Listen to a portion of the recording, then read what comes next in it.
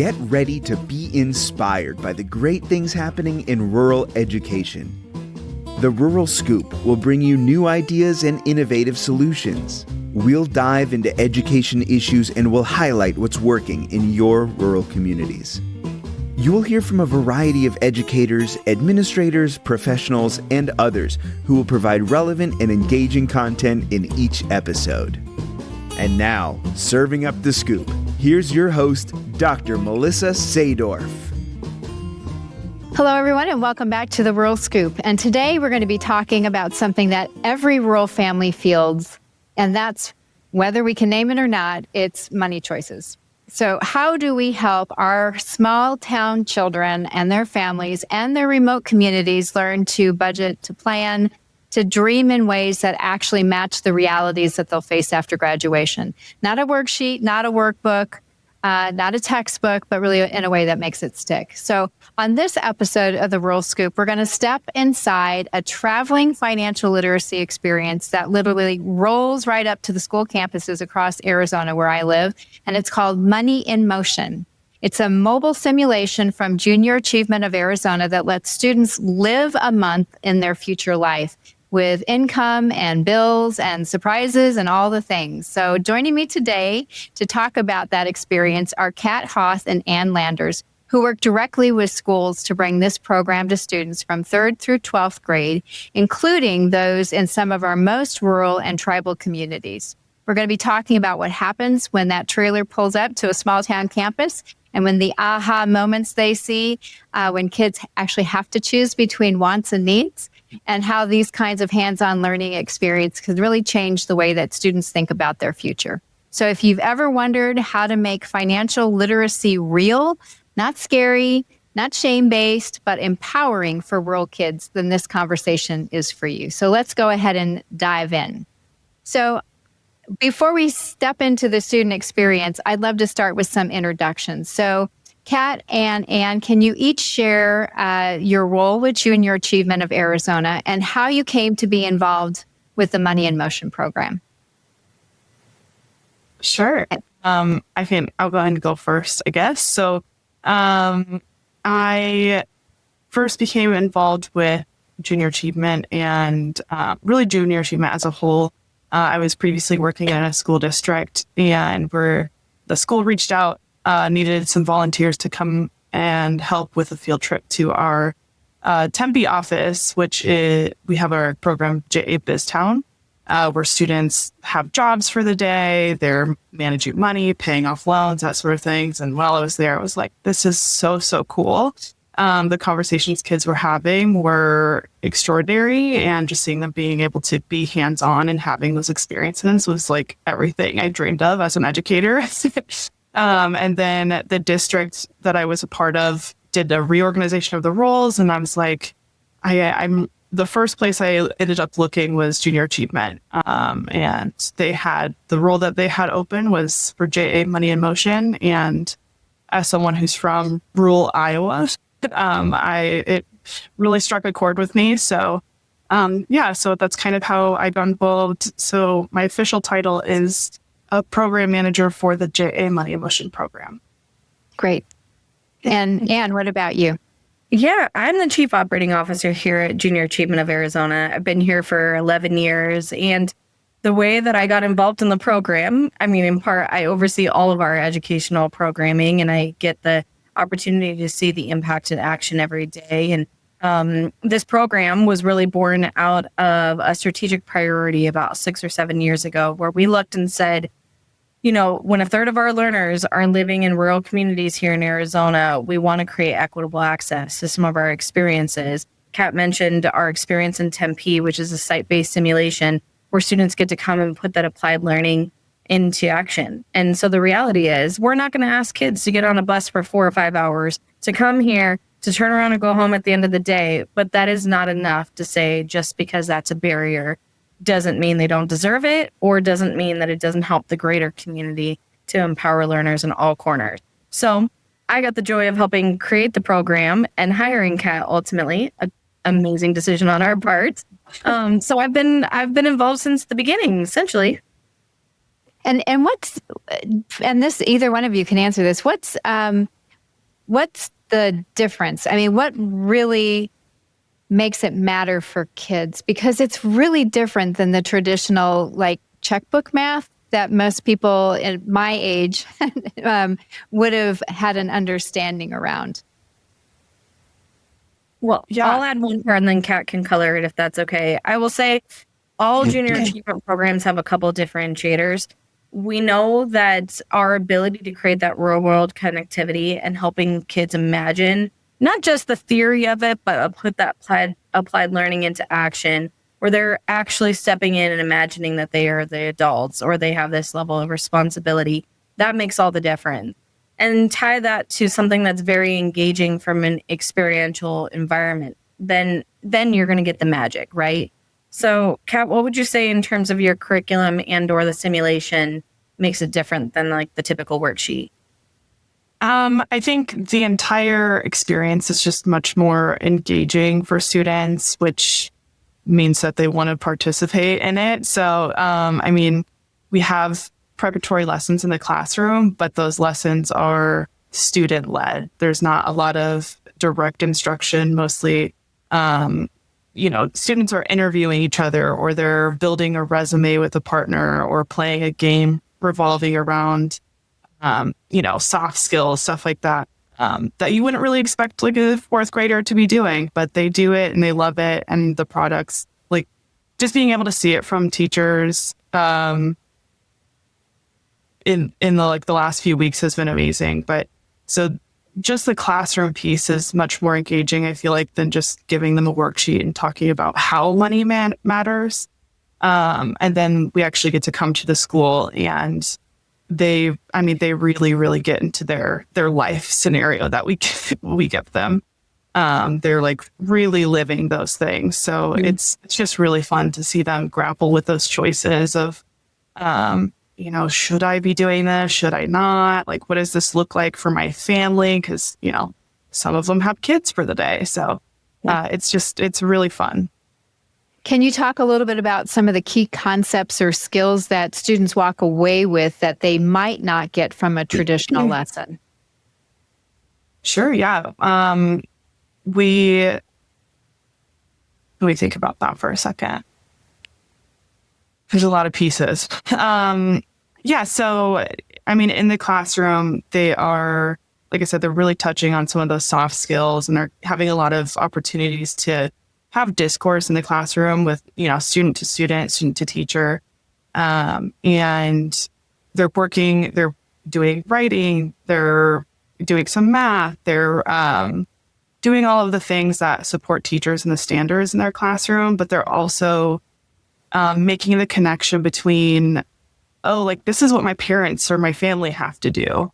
At the end of every simulation, I'm always like, okay, so next time you lose your phone or your AirPods or whatever, like think about how that works into your family's budget.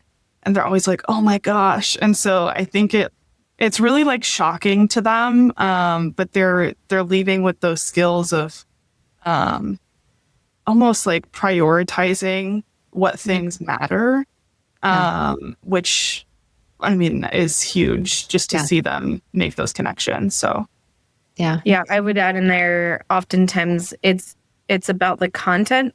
It's also, to just reiterate what Kat's talking about, it's about the skills and the competencies that they're gaining, the critical thinking that really, really underpins all financial management and career success, the critical thinking of how are they going to evaluate what decisions they're going to make, what things do they need to consider. It's not as simple as it's more expensive or less expensive. There's about a bunch of factors that are interconnected. So those are some of those aha moments that the kids are getting in this experience that they're not going to ever even realize. But hopefully those are those moments that 15 years from now, they're already going to have the requisite understanding to be able to make those decisions when they come across it.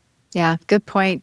And if you were to describe it in one sentence to a busy principal, how would you do that? What would you say? Go ahead, Kat. I'm like, you do it all day, every day. I'm going to say, I often explain it in about a couple of sentences to busy principals and teachers. So I generally say that it's a mobile financial literacy program that's specific to rural schools. It's completely free to schools and students, which I think is one of the best factors, and especially with limited resources, where students, they'll do a few lessons, but then they get to immerse themselves in an on-site simulation, aka like we're bringing your field trip to you, which I think is one of the funnest things. So that's how I would generally describe it. Okay. All right. So now that we've got the big picture, I want to zoom in on what it actually feels and looks like when the experience shows up on a rural campus. So it, as you said, is designed as a mobile on-site simulation. Can you walk us through what a Money in Motion day actually looks like for a rural school from the moment that the vehicle pulls up to the final debrief with students? Yeah. So on a typical simulation day, we're getting there. I guess one of the most important things that I don't know if we've said so far, but while the students are going through this simulation or activity, it's being facilitated by me and my colleague, but also by volunteers from the community. So it could be family members of students, family members of staff members on campus, business partners or community partners within those rural communities, which I think is so powerful. And so we get there, we're doing a training with our volunteers in the morning. Our setup is typically in a gym or a cafeteria. Sometimes that's the same thing, which is pretty common. And you know, words don't really do it justice, but it's kind of a large setup, but it looks really fun just walking in. But the students, once they get there, we do a little orientation with them and kind of get them prepared. We ask them some questions based on the learning that they've been doing in their classroom. And then we split them up. They get sent out to one of our budget categories, which are the tables or booths that are facilitated by volunteers. And those are things like, you know, housing, savings, transportation. For our older kids, we have things like debt, investments, childcare. And, you know, they have 5 or 6 minutes at each of those tables where they're really trying to make strategic budgeting choices based on the life scenario that they receive. So, you know, some kids are making $120,000 a year. Some are making, you know, $26,000 a year. It's just the luck of the draw when they get to the table, and they have to work with what they got, and they have to take into account their family size, their pets. They have a lot going on in our high school simulation. They might have existing debt or an existing savings account. And all of that kind of goes into play. And so once they complete that simulation, which depending on the grade level and you know, the time constraints of the school, because we really do try to work with the schools and their schedule, class time is very important. So we want to make sure it works for everybody. And lower grade levels, they have about 8 budget categories that they go through. High school has about 14. The simulation itself looks a little bit different as well. You know, in the younger grades, they have not play money, I guess, but like pretend money that they are actually using as to pay for, to budget. So there's sort of that transactional piece for them. And then at high school, they're actually doing math, and they have certain formulas that they have to go through. And, you know, they're a little bit closer to having to deal with that in real life, and some of them already are. So it's really, really fun for them to, fun for me, fun for them to see them go through it. But yeah, then at the end, we'll pull them back together and do a little summary. And we'll kind of go through the experience. I always ask them, you know, once you have your own family, your own home, you know, whatever it is, what's something that you can take away from this? Always, 100% of the time, the very first answer I get is, I'm not having kids. They're like, kids are so expensive. And I'm like, I know, like, go home and thank your families. So they, like I said, they really do make the connection of like, oh my gosh, like this is a lot. So it can be pretty, a moment of awakening for them. And then after that, after we leave the school and we're done, me and the school keep in very close contact even throughout the year. Me and my colleague, I have a teammate who's part of the team as well, but we always we have a ton of other free programming options through Junior Achievement. So our number one priority is just making sure that students in all of Arizona they have the same opportunity to, access these tools and information. So, but yeah, I think it's so fun because we spend like a week in one area. So I get to spend a week with, the same teacher, same staff. And I think we've really developed some good relationships with them. So it's a really, really detailed response, I think. Yeah, no, it's good. It really gives us a visual of what the day is going to look like. You mentioned the volunteers, and I know that is a key part of the setup, behind the scenes work. If I was a school community in a pretty remote place and I was worried about the number of adults that needed to be involved, can you give us kind of a ballpark of how many volunteers you need to run a simulation? Yeah. So for our 3rd through 5th grade simulation, we need 8 volunteers. Middle school, we need about 12. And then high school, we need 14. It's very, very, it happens a lot when there's not a ton of people who are able to volunteer. Sometimes, most of the time, most of the people in the community are working themselves. And so, they're maybe not available during the day. We have corporate partners that we work with, PNC, Foothills Bank, like all of these places throughout Arizona that we kind of reach out to. And we're like, here's some things going on in your area if you're able to volunteer. So we try to assist in the volunteer recruitment for sure. And then, sometimes we have a para at one booth. I've had a superintendent at a booth for the day, principal, assistant principal, like everyone just kind of comes hands on board, or all hands on board to get it done. Cause I think everyone kind of sees the value in it and when they want the kids to have the full experience too. So yeah.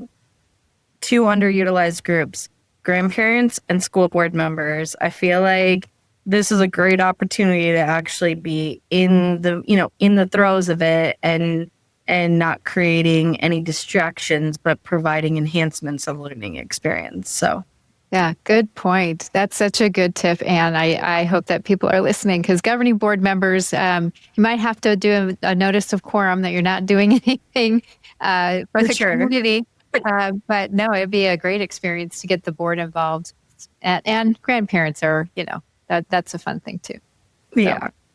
So you mentioned different age groups, and I want to dive into that because the program serves 3rd through 12th grade, which is really, it's a big span. So can you talk a little bit about how you adapt the experience so that it's meaningful for younger students as well as middle school and high schoolers, especially those high schoolers that are on the brink of some pretty big life decisions, and you're preparing them for those? Oh, yeah. Yes, for sure. So I would say I'm behind the scene. I'm really lucky because I've worked in curriculum before. I have a background in education, and I am able to kind of look at it in the scope of what is grade level appropriate. What are some activities that they can do in a classroom or here at the simulation network? How much time is this realistically going to take once kids get seated and, quiet and everything?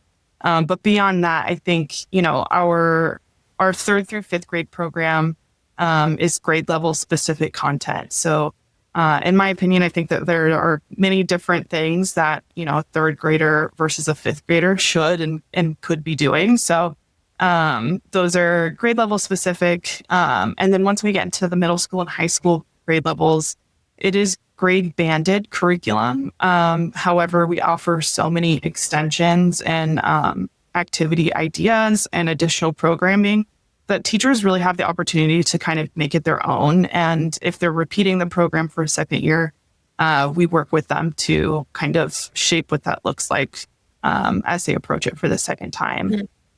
So curriculum-wise, it has it has those layers built into it. And then, like I was saying, the simulation, just the process itself, the number of booths offered, the level of detail in their life scenario, or the things that they have to kind of grapple with. But so we try to build in a lot of layers that make it more grade level appropriate, more engaging for that grade level, and more accessible for sure. So, yeah. Outside of having children in later life, are there any specific activities or scenarios that tend to resonate with the high school students that are thinking about, do I go into the military? Am I going to stay here and jump into a well-paying job? Am I going to jump into a college opportunity? Is there something that seems to resonate with those older students? Yeah, I mean, so in our 5th grade through 12th grade programming, we integrate one of our programs called j.a. Inspire, which is our online platform that has a ton of Arizona and national businesses in it, where students can actually individually work on, interview skills, resume skills, that sort of thing, but also interact with these businesses on that platform to see, what level of education do I need in order to get this job? What does this job pay? What are they looking for? Really do some of that deep diving into, what job. They do like a career assessment into, what jobs might I be interested in based on my general interest. So we try to integrate that as much as possible, because it's a really great opportunity to do those things that they might not even, to find jobs that they might not even know exist. So, yeah. So you mentioned some of the things that you're teaching them, those powerful, the light bulb came on moments. But I want to dig into a theme that I'm sure comes up a lot, and that is kids wrestling with needs versus wants. And one of the promises of the program is helping students really to learn how to budget around those needs and wants. Can you talk about some of the biggest aha moments that you see when you have students starting to make these choices with their future income? Oh, yeah. So before we even get started, we're like, okay, so what are needs? What are wants? One of the biggest ideas that we try to address is, what are the things that are considered both? You need clothing, but do you need 1,000 t-shirts? You need food, but do you need chips and candy? There are a lot of circumstances where they can be both, and that's fine, but just learning how to prioritize them so that you are making the most of what you have. So sometimes, a lot of the time, they go through the simulation, and, one of their last booths or budget categories they get to is housing. And they're like, I have no money left. It's like, okay, well, you have to have somewhere to live. So let's talk about, some of these choices that you made along the way. What's something that you could maybe dial back on, and, really trying to reiterate that you should have somewhere to live. You should have food for your whole family before you go to Hawaii for the year. So, they really, it's, like I said, it's really fun to see them they have that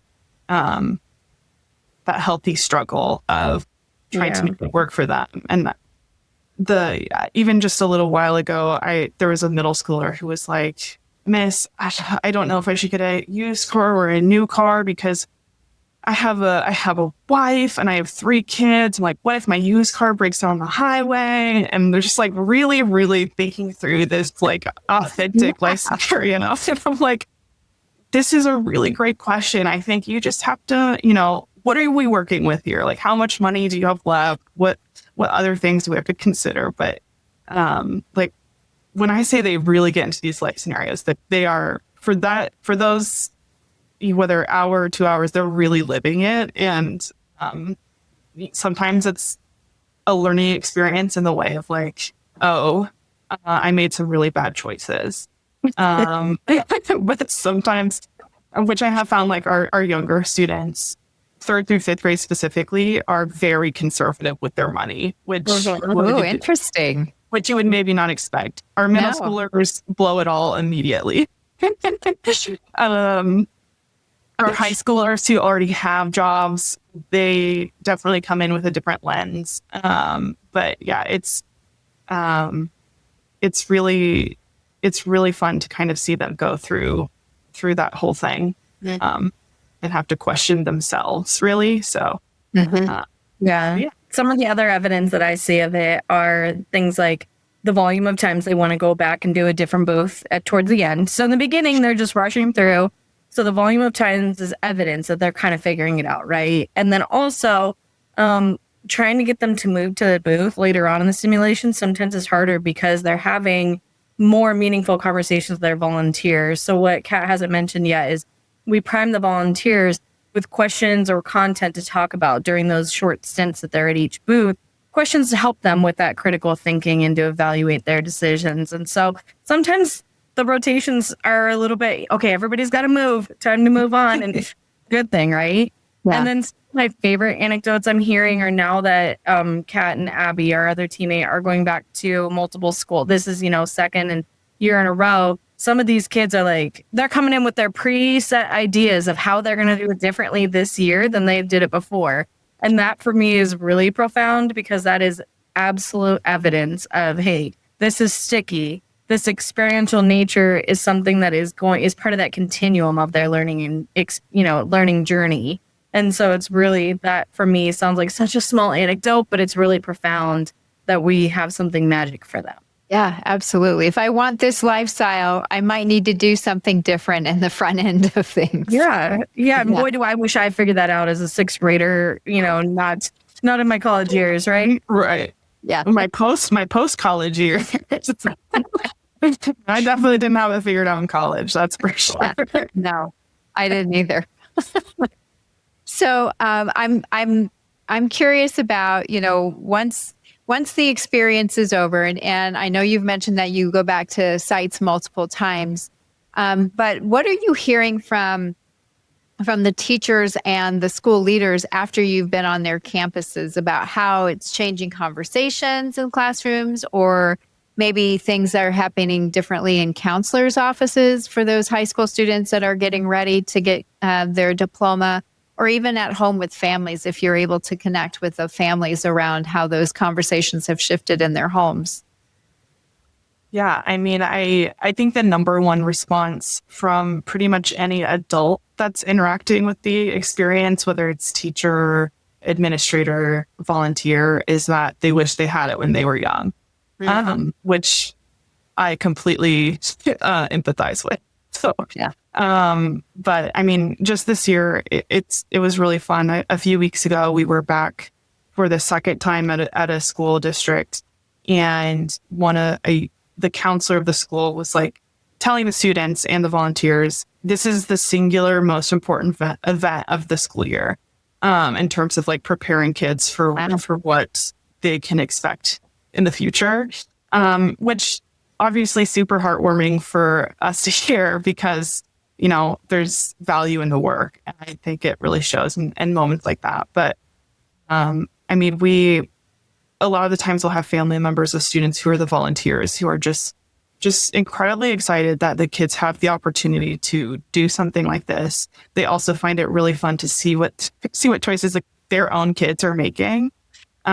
We've had schools where they've asked if the parents can attend the simulation. Like, yeah, they can absolutely walk with their student through the simulation, but we just ask that they don't give any advice. Like, we want the students themselves to be making these choices, whether they're good or bad, so that they can learn on their own, essentially.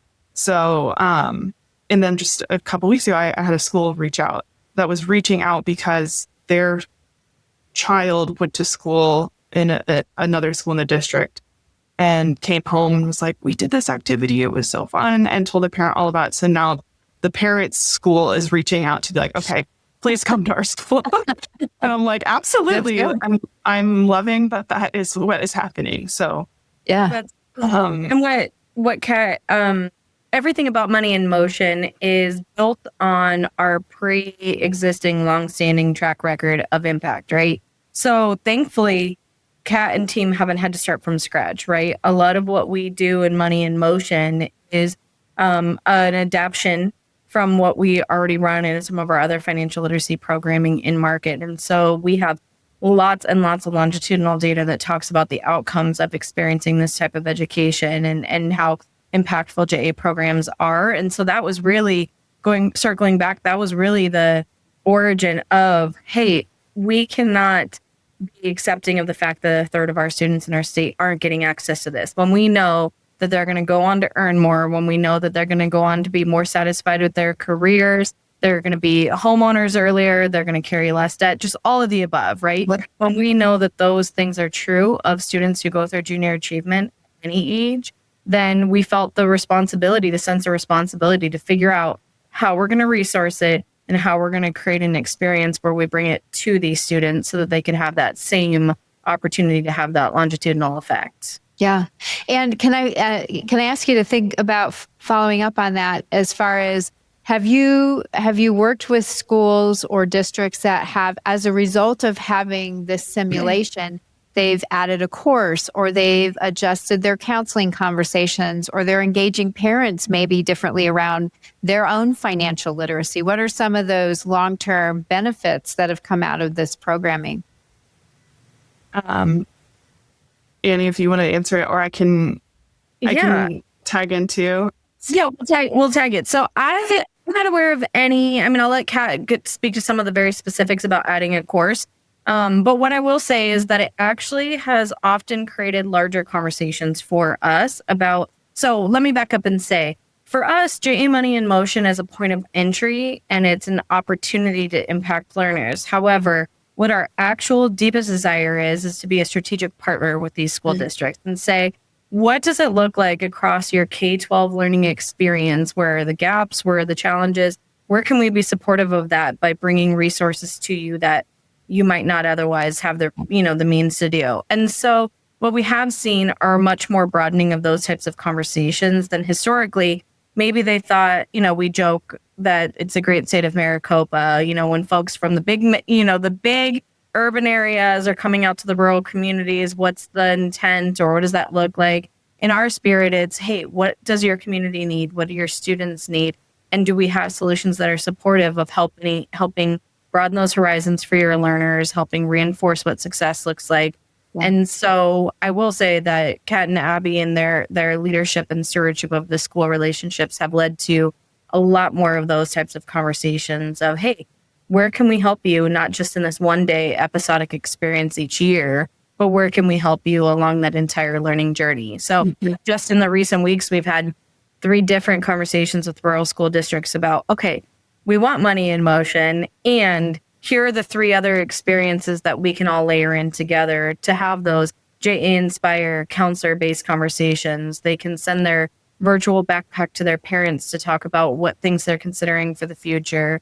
We're able to curate experiences to say, hey, we don't want to just export your learners from rural communities. We're not coming in to say, hey, your horizons are so much better elsewhere. We're saying, what does it look like in your community? And let's let them see what else is out there and let them make their decisions based on what's best for them, their family, and the greater good. Good point. Yeah. So you mentioned getting out into those rural communities and also tribal communities, because there are those 2 that you're working with, and that really does come with some logistics, I'm sure. So when you're talking about working with those small out of the way schools far away from Maricopa, can you talk about some of the challenges that you might run into, like distance or weather or scheduling? And how do you work through that with the schools that you're serving? So yeah, we have a lot of communication with the schools. From the moment they decide that they want to implement the program until the day we leave their school. And we try to make the most of our resources because it is a free program. So if we can serve every school in that district, which in some of these communities, it's just one school, or it could be, 5 schools, wherever we go, we will stay there for a week. We'll stay there for the full week and do that. Sometimes that means we're staying at a hotel or an Airbnb. Sometimes I'm thinking of just this week, I was in Kingman, rained on the way home. It was like 40 degrees at night. We've definitely been in places like, Joseph City where we're like, oh my goodness, my teammate was like, I didn't bring my coat. I was like, well, it's 3 degrees outside. So we need to have a coat. So just like thinking about, I think it kind of, you have to step back and think about the entire picture of what it means to travel from here to any of the, like, they're all so unique and different in their own way. Right. And we typically, we do an educator orientation so that teachers can get a better look and ask questions and stuff. And I'm always like, what are some good places to eat, But, we do haul a trailer. We spend about average, it's a 3-hour drive to almost anywhere we're going. One way. So it is a lot of time on the road. Her and I travel about 2 weeks out of every month. We're on the road. So, it can be a lot sometimes, but as soon as we interact with those kids, as soon as we get to see the looks on the teachers' faces, every single time we're out on the road, we're like, we're so lucky to have this job. Like, this is so fun. So, there are a lot of things going on behind the scenes, but it's ultimately so worth it. So yeah. And what Kat and Abby are never going to tell you, because they will always do whatever it takes to serve learners in rural communities. Some of the things that we look at as a team is, here's the reality, is we're almost at capacity this year, meaning they're on the road every other week during the school year. We estimate we're going to serve about 10,000 rural community students this year. Huge numbers. And there's still a ton who we haven't yet reached. So one of the things that we've experienced is our first time in a community, our first time in a school, it's almost always met with a healthy level of skepticism. We almost always walk in and there's a spirit of, I'm not really sure what we're in for, or perhaps even maybe district told us we're doing this. So that's always fun for us, is to kind of, we know we can anticipate it's going to happen. And then by the end, we feel like we're old friends, because you can see the impact so quickly that it doesn't take a whole lot of buy-in. And then on the second go around, I have a little bit more of a stronger sense of what level of investment do we have in terms of commitment by the schools, because we're bringing this at our cost, right? We're a nonprofit organization who's raising support to do this and sending our team on the road. So at a minimum, we just want to make sure that the school is logistically supportive and engaged in that conversation, and making sure that they're helping make inroads for everything to happen to facilitate the simulation. And that is an ask, right? Kat and Abby are going to make it happen no matter what. But from my vantage point, we hope that the schools and the districts can have skin in the game that way. If they're not paying for it, we hope that there can be some level of partnership to make it happen, and help, make it smooth. Yeah. Yeah. I was just going to add, I think too, one of the really great things is that we get feedback from the teachers and administrators and people we're coordinating with. I can confidently say that this program looks entirely different than it did 2 years ago when it first started. And a lot of that is shaped by what the teachers and volunteers and administrators are telling us. So much so that, like, when we went back to a school this year that we were at last year, and they had a ton of feedback, they actually got to see it come to life in the program, because we've made nice. a ton of changes. So I think not only seeing it in person and helps them kind of believe in it a little bit more, but being able to see that we really do value what they say. It's like, there's nothing more that I value than the word of someone who's implementing it in their classroom, who's seeing their own students go through it. And so I think that definitely helps. Yeah. Yeah. I want to circle back to something that you both have talked about before, and that's partnerships, because partnerships in rural areas are kind of a thing. They're a big deal. And outside of the volunteers that they could potentially provide, you have businesses and community organizations that could potentially also plug into what the school is doing, especially when it comes to this program. So can you talk a little bit about what you've seen as far as the community really wrapping around this experience for kids? Yeah, I mean, like I was saying earlier, just in regards to the teacher, we spend a lot of time there.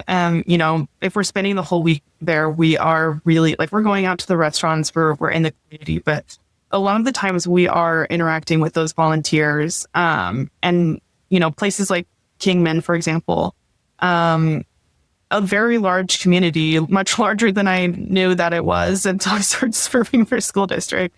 I'm from Iowa, so I take that as my excuse. But you know, we have several volunteer contacts there who, you know, even if they are not able to volunteer, they will seek out other people to see if they can volunteer because they believe in the program that much, or they had such a fun time volunteering. So, but in Kingman, I was like out at a restaurant, solo volunteer from a past school that we did in Kingman. We sat there and we talked for like, you know, 30 minutes. So, and it's really kind of like we're integrating into some of these communities just because we spend so much time there and we're hanging out with all of these people all of the time. But seeing them leave our simulation or event and then going back to their businesses or you know, organizations in general and not selling, but like selling it to their colleagues about how like you should volunteer. It was really fun. And like the kids are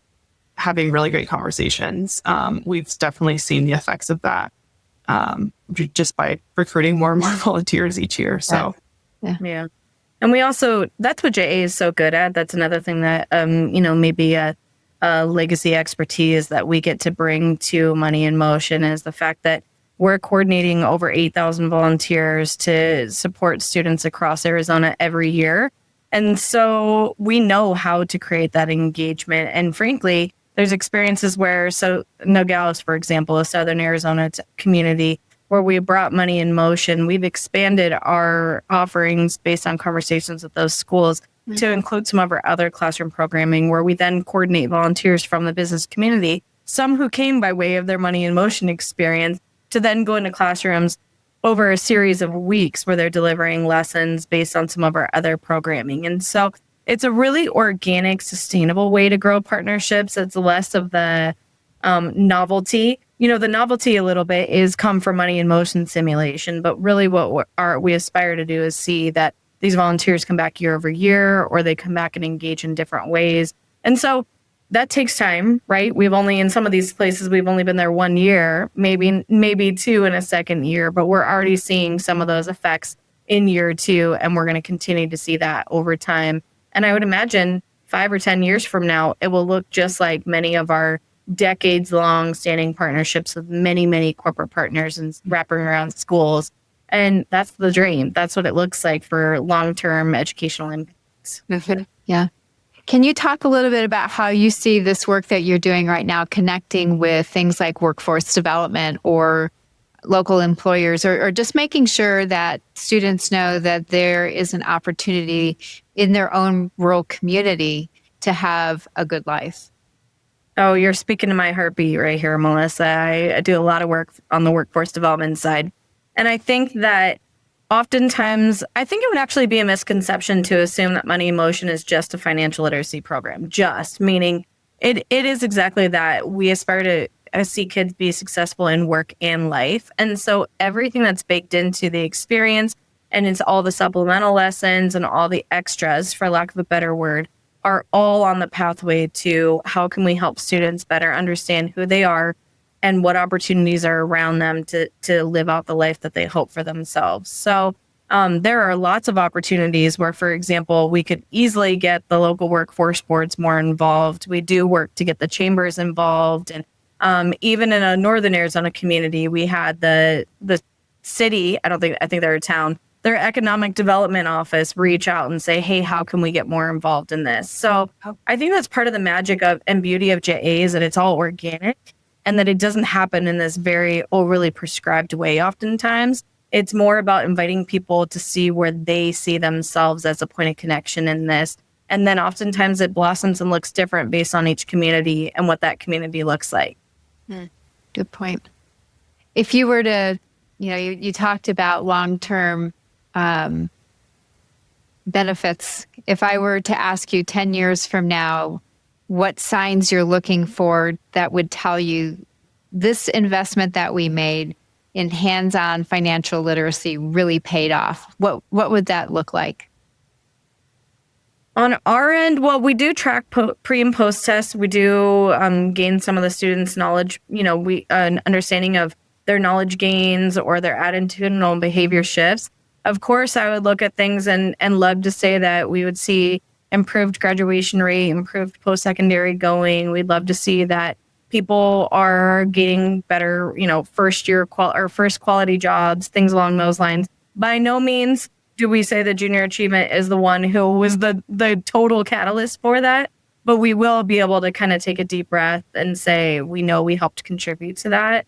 There's also lots of other educational outcomes. We know that our students typically perform better in school, and there's a variety of other things that we can use as indicators that it's impactful. And I think at a minimum, we would expect to see the outcomes we're seeing in our rural efforts are hopefully parroting what we're seeing in our more urban communities. And then we'll know that we're achieving kind of that equitable access and equitable learning experience. Yeah. If a rural superintendent or principal is listening and they're thinking, we need this for our kids yesterday, what are the first steps that they should think about taking? And what advice would you give them to be ready to host a Money in Motion event on their campus? In order to get in touch or get signed up to have this program yesterday, they can go to our website. Our website is 𝐗𝐩𝐢𝐬𝐨.org. There's a page for our programs.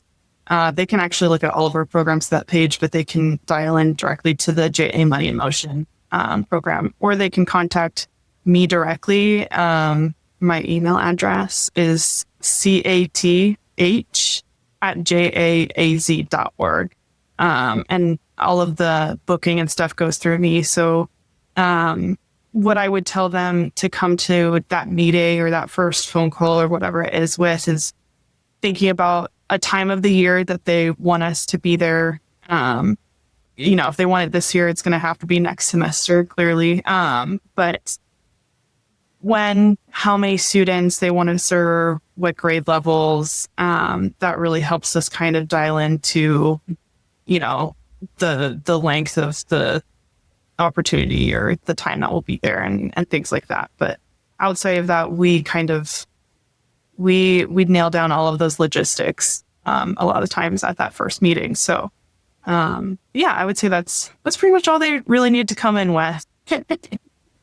And I would say if they're not in Arizona, many of our counterparts through junior achievement areas across the state have very similar, if not almost the exact same programming. Oftentimes across the country, it's likely going to be called JA Finance Park Mobile, which is essentially what our program is. We've just given it a more fun name to make it more kid-friendly.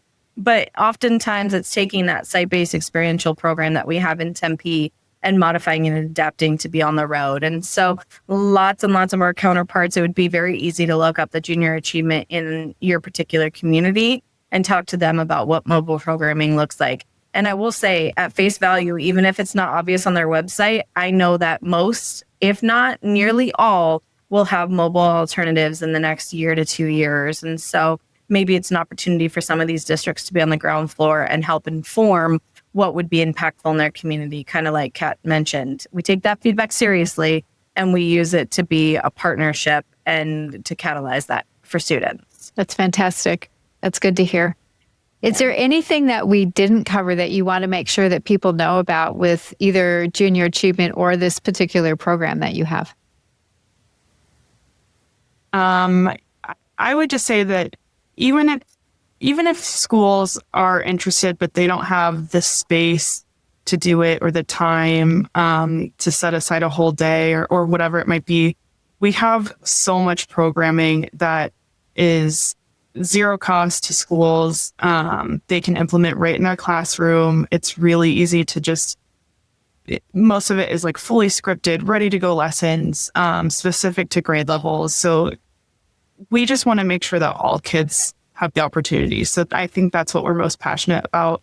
But if they do want us out there, then it can happen. Like we can do that for sure. So I guess that's what I would say. Yeah. And I would just add that our desire is to be, I keep saying the partnership, but our desire is to make, sorry, I have no idea. I'm going to say it again.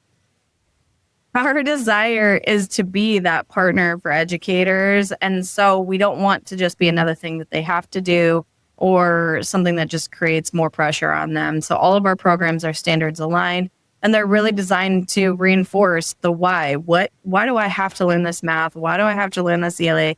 And so the programming itself actually makes their job easier in a lot of ways.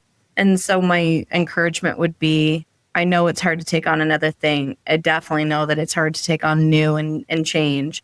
But I assure you that it'll actually make things easier for you in the long run, and it will help you get back to spending more time on the reason you got into the field in the first place, to make an impact on learners for their future. I love that. I want to wrap us up with the question that I always ask my guests, because it gets right at the heart of why we do this work. And that is, what does the term rural advantage mean to you? And Kat, I'll start with you. Okay. Well, I was thinking about, like I said, I'm from a rural community myself. And so when I think of it, and when I'm in these communities here in Arizona, the real advantage to being in a community like that is just you're very close-knit. You know, these schools that we're going into are the same. Those students have parents who went to that school, grandparents who went to that school. And so I think there's just like a general desire in that community for them to rally around education and really want the community to, you know, benefit and succeed. So to me, I think that's what the real advantage is of being in one of those communities is. So yeah, great answer. And what about you? Okay, I'm going to get really philosophical here for a second, but we know that we as a country, as a state, as individual communities, we need to see education transformation happen, right? There's a whole lot of things that are just not working right now. And when I think about rural advantage, I think about the fact that our rural communities are sometimes the most nimble and have the ability to, when they have the right people in the right places, the ability to affect change a little bit faster than sometimes some of our other districts and communities can do. And so when I look at that, I think that's an advantage that the greater community has to tap into is, hey, how can we look at some of these changes that are happening in rural communities, and how can we scale them and to make them actionable and leverage them to make some of that transformation come to life? That's such a great answer too. Thank you both. Those were fabulous. I've put you on the spot and you guys rip off great answers.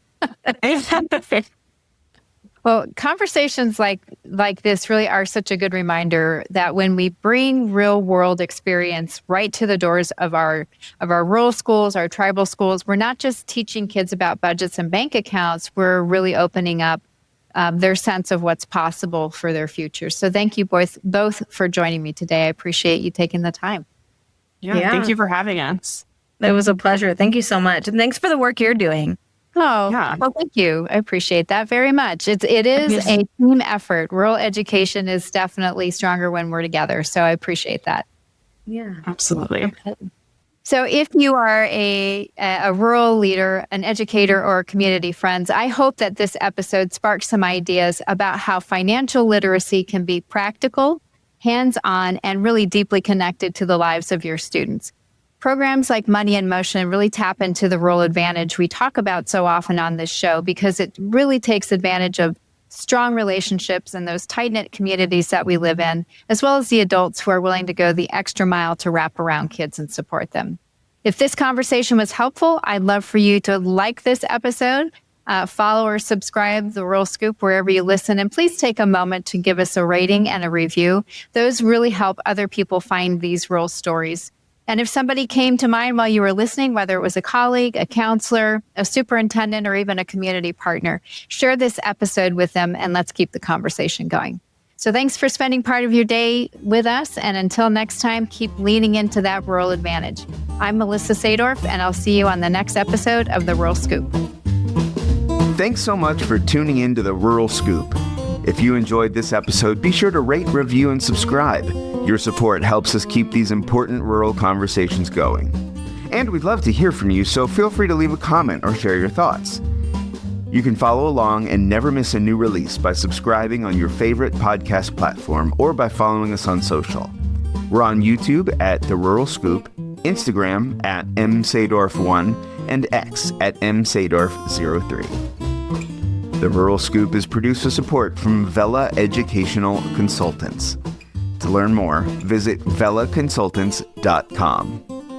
See you next time for more great discussions about rural education. And as always, keep leaning in to the rural advantage.